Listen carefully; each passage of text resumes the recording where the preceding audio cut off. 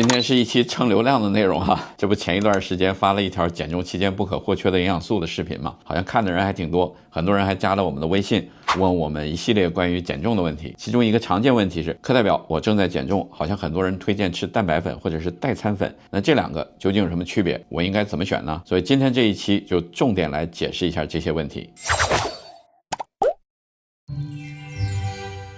欢迎来到生活家课代表，一个专门研究通过营养素来改善健康状况的频道。我是课代表 Tim， 一名 CNPA 加拿大健康产品认证顾问。我们还有一个官方网站，网址是 lifepluscanada.com， 频道里提到的商品基本都可以在官方网站上买到。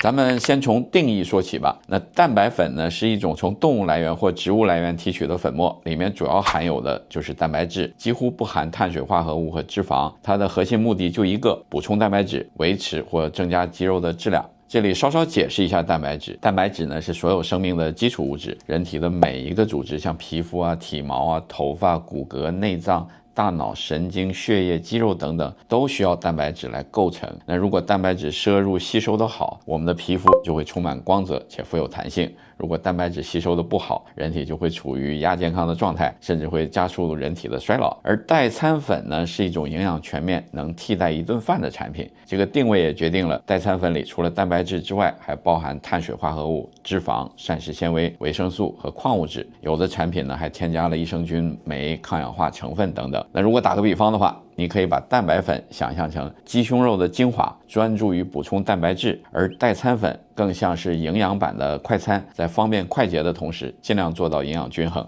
搞清楚它们的定义之后，我们再来解释一下蛋白粉和代餐粉可以辅助减重的原理。咱们知道啊，减重的核心原理是创造热量赤字，也就是呢，咱们身体摄入的热量少于消耗的热量。当身体处于热量赤字状态的时候，就会开始动用储存的能量来满足咱们日常的需求，我们身上的脂肪就会在这个时候被燃烧掉。咱们可以把这个热量赤字再具象化一点，研究表明呢，每天创造5000卡的热量赤字，理论上每周可以减掉0.5公斤的重量，也就是1斤啊，听上去少得可怜是吧？但朋友们，这就是现实啊。我再来说一个更残酷的现实，500千卡相当于多少食物呢？差不多是一个中等大小的汉堡包，或者2碗白米饭，1碗中等大小的牛肉面。我们再来对比一下消耗500千卡需要什么样的运动，大约是游泳45分钟，慢跑50分钟，或者快走1个半小时。所以你现在应该明白，减重可真不是喊喊口号那么简单了吧？代餐粉就是在这个背景下研制出来的，它的核心目标是用更少的热量提供更全面的营养，所以一般代餐粉设计为一份200到300千卡左右，能比你正常吃饭减少差不多200到500千卡的摄入量。那如果你再多运动运动，就可以更容易的创造出更显著的热量赤字了。接下来我们再说说蛋白质。蛋白质不能像代餐粉那样直接替代整餐，它能起到辅助减重的作用，主要是依靠以下几个方面。第一个是提升代谢率。咱们知道消化食物是需要消耗能量的，我们管这个叫热效应。蛋白质的热效应是几个宏量营养素里面最高的，具体说呢，是碳水化合物的3到4倍，是脂肪的将近10倍。咱们举个例子，同样摄入100千卡，蛋白质最后留在身体里的差不多有70到80千卡，而摄入100千卡的脂肪，差不多97千卡甚至更多都会留在我们的身体里。第二个是增加饱腹感，蛋白质能有效抑制饥饿感，从而减少总体的食物摄入。最后一个呢，也是非常重要的一个，充足的蛋白质摄入可以增加肌肉量，从而提高基础代谢率。这一点对于正在减重的人群尤其重要，因为一般的节食会造成肌肉大量流失，导致基础代谢率下降，更容易导致体重的反弹。而有了大量健康的肌肉，还可以增加运动消耗脂肪的能力，也就刚好可以形成一个减重的良性循环。那一项荟萃分析就显示，采用热量赤字的减重计划，根据自己的体重，每天每公斤摄入1.6到2.4克的蛋白质，可以最大限度的保留肌肉质量。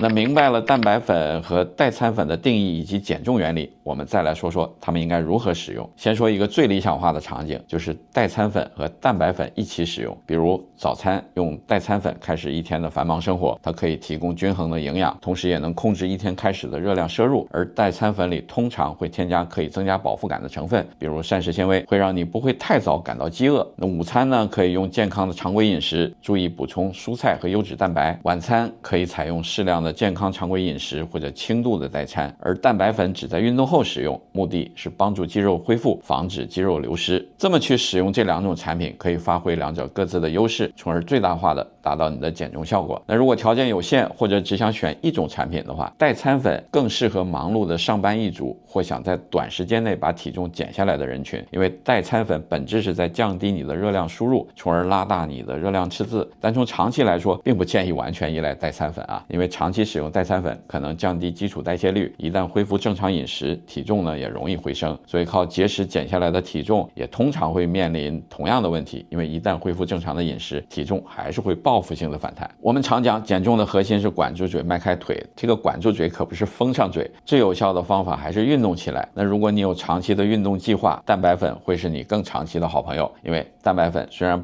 并不会帮你直接掉秤，但从长期来说，它可以保护你的肌肉并提高代谢率，而且体重反弹的几率也会远远小于代餐粉。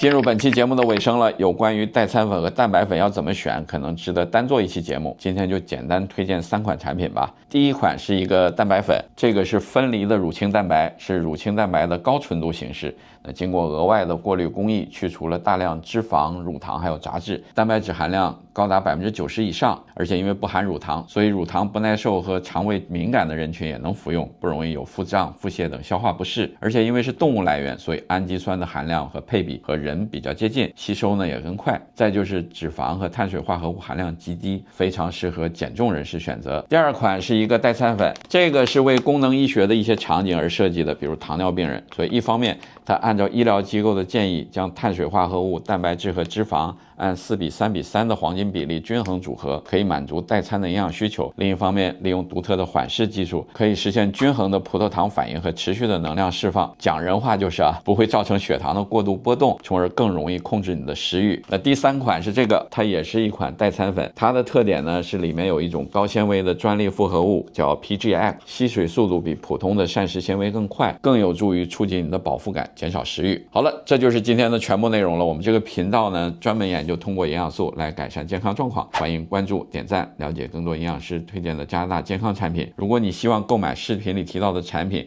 可以访问我们的官方网站 lifepluscanada.com， 或者在视频的 description 里找到产品对应的链接。想提醒您的是，我们网站上的大多数商品都可以邮寄到加拿大、美国以及中港台等国家和地区。当然，如果你刚好在加拿大的温哥华，也可以来我们位于列治文的线下门店来找我们聊聊。谢谢大家，我们下期再见。